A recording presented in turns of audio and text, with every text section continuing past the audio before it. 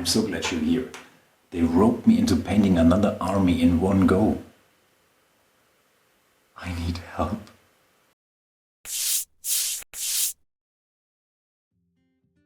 The reason why I'm in this mess is about 9 months ago I made a huge mistake. And usually if a guy my age confesses that to a bunch of strangers on the internet, it usually involves him, a female partner, and some activity. But as a guy who plays with tiny plastic miniatures on a regular basis, that's, well, let's be honest, it's unlikely. It's unlikely I don't want to talk about it. Anyway, about 9 months ago I joined a local wargaming club. Mostly with the intent of finding new friends and players to play Warhammer the Old World. But of course they also play other games there. One of these games was Bolt Action, the new 3rd edition. So I tried it, and yes, I'm also a big history nerd. So of course I liked it, it's a no-brainer. So I was hooked.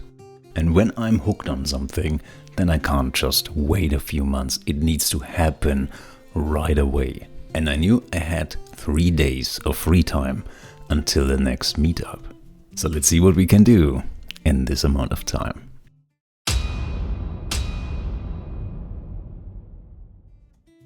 I decided on the Imperial Japanese Army, as this was the only faction that wasn't played yet. So I've gotten myself some gorgeous looking STLs and 3D printed the whole thing. And the first thing I do in a simpler army project is designing the bases. In this case using some sand paste texture to, well, design sand on the bases. This makes it much easier later on if you prime everything together and if you paint everything together. This works very well with simpler bases. Also then you don't have the issue that you probably paint or get some of the other design materials on the already painted miniatures, which would be not so cool and you have to be much more careful. I also got some on the track and the wheels of my transport vehicles. That's a good trick if you have some minor printing errors like I do there. Another cool feature about this texture paste is that you can get some actual depth into the terrain. You can make it look like there are some holes in there or some gentle minor hills and just some deviation in the whole scenery and not just a flat sand plain.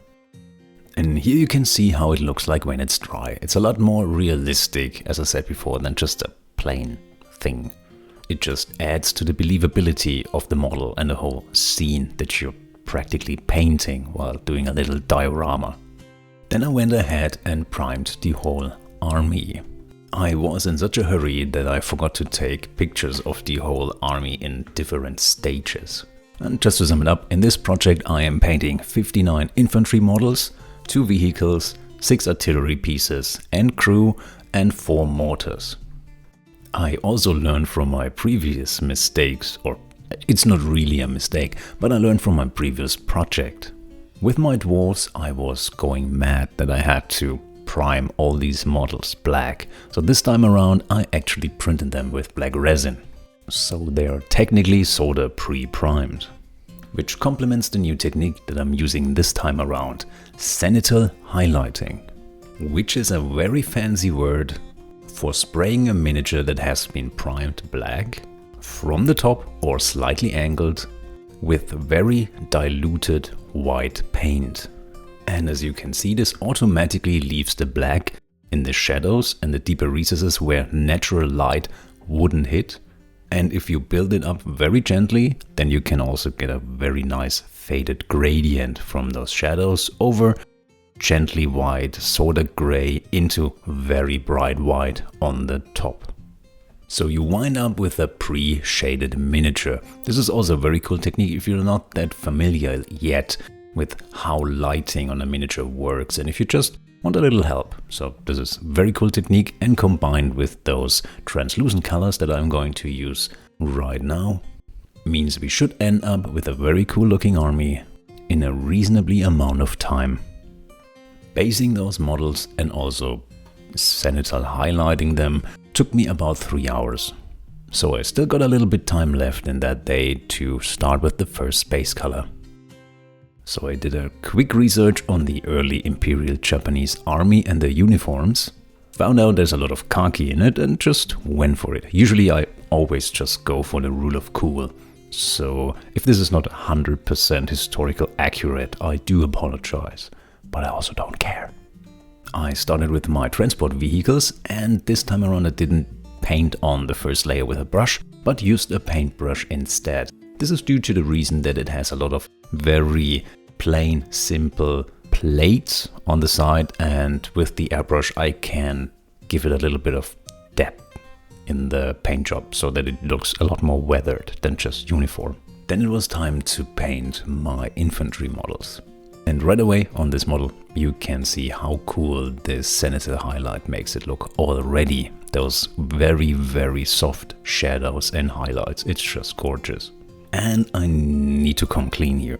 What you're witnessing now is a little bit cheating. Because as you can see, I took the base color for the uniform and I just blatantly painted the whole model.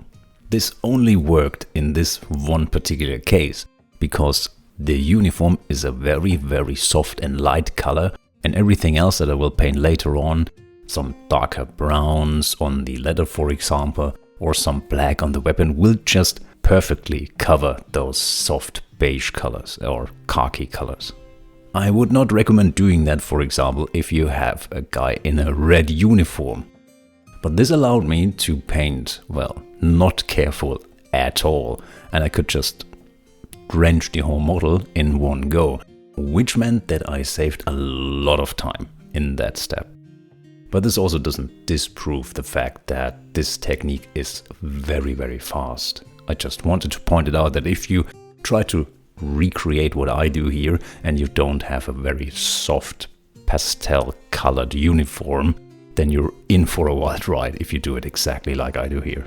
I then painted my vehicles a second time with the same color, this time around with a brush to make everything a little bit more dirty looking and also to increase the hue of the color.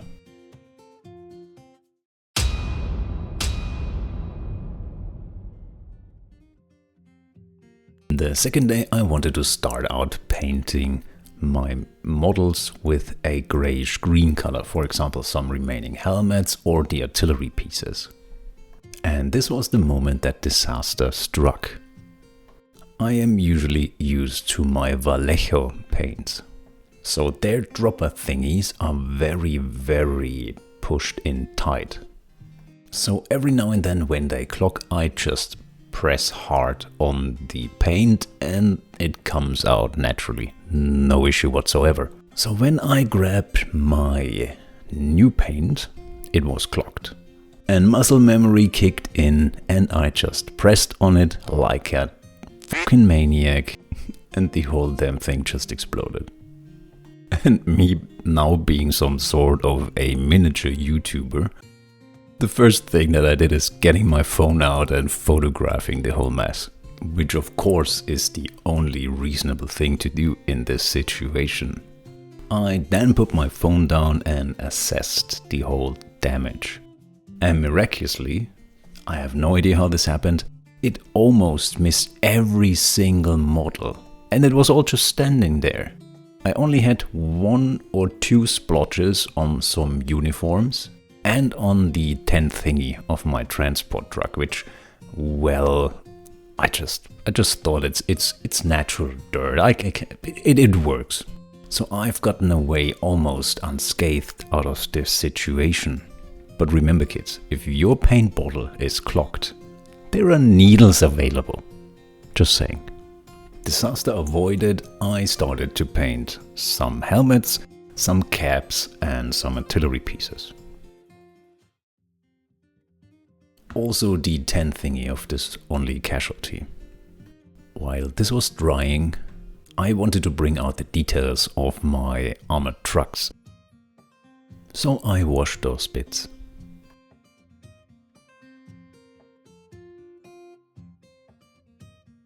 Then it was time to paint all the leather parts on those infantry models.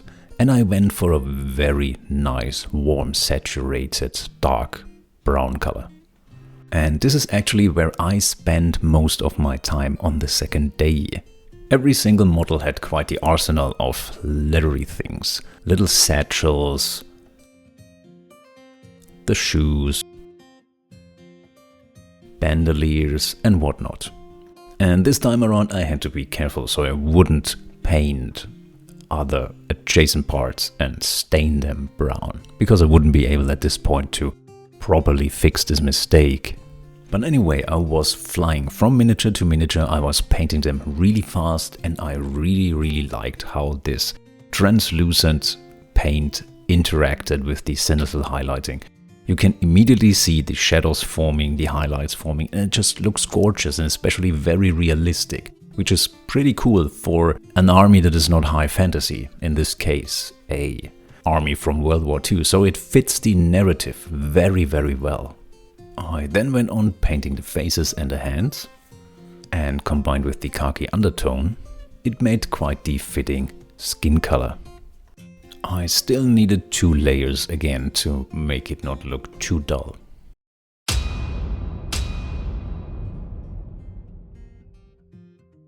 The first thing I did at the third day is painting everything that was mostly left over with a very dark gray.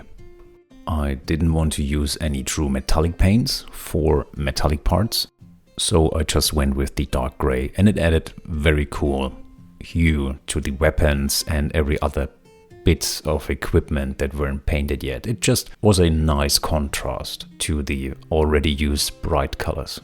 So I painted the tracks of my vehicles and also those little breathing devices my amphibious landing troops had on their backs, and every other tiny piece that I could find. Then the only thing that was left was the buttstocks of the guns. So I mixed some red into my brown to recreate this more weathered reddish finish on the wood buttstocks that you can find on the different rifles of World War II, like the Arisaka. And after that the miniatures were painted.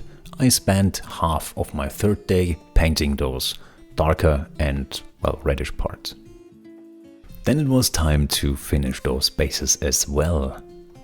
And I picked a green-grayish grimy paint for the sand, because I wanted everything to look a little bit bleak and also autumny. And for my bases I always use these enamel colors here, because they have a higher rate of pigments in them and they dry out very matte, so it actually looks like if you would have used some dust to, well, paint your bases in the end, only that it sticks to it. And also they are somewhat translucent, so in the end if you primed your sand white like I did, it will just naturally create the contrast between the shadows and the highlights again. I started out painting the tracks again, and also the buildup of sand that I put on the tracks to hide those mistakes. And, well, all these parts where dust and grime would end up on a vehicle, basically. And then I just drenched every single base with that paint. And as you can see, it couldn't be easier. It's a very fluid paint, which means it just moves around on its own. You don't have to aggressively brush it on, and also it pools naturally, which means it leaves less pigments on the higher parts and more pigments on the parts that are deeper. And this is how it ended up looking after drying. No dry brushing necessary, no nothing. All that was left to do now was putting some grass and some tufts on those bases to make them look like, well, the autumn wasteland that I wanted to go for. And also I remembered that about 5 to 7 years ago, I can't completely remember when, I bought some bushes. Why? Because I liked them. And I have never used them before. Not a single time. They were just in a box in my shelf. And I thought to myself, hey, those fit very well, and they would go on those big artillery piece bases like a charm. And that's just what I did. Isn't it nice that some things you bought impulsively years ago finally get used? Don't tell me you can't relate. I know you have a secret dresser with a lot of unpainted miniatures in there, and you don't even look at them. And here it is, my whole army painted. And I did it again in one go. But this time around in only 3 days. And you know how people usually tend to say that you get used to things the more you do it? Which is a bloody lie.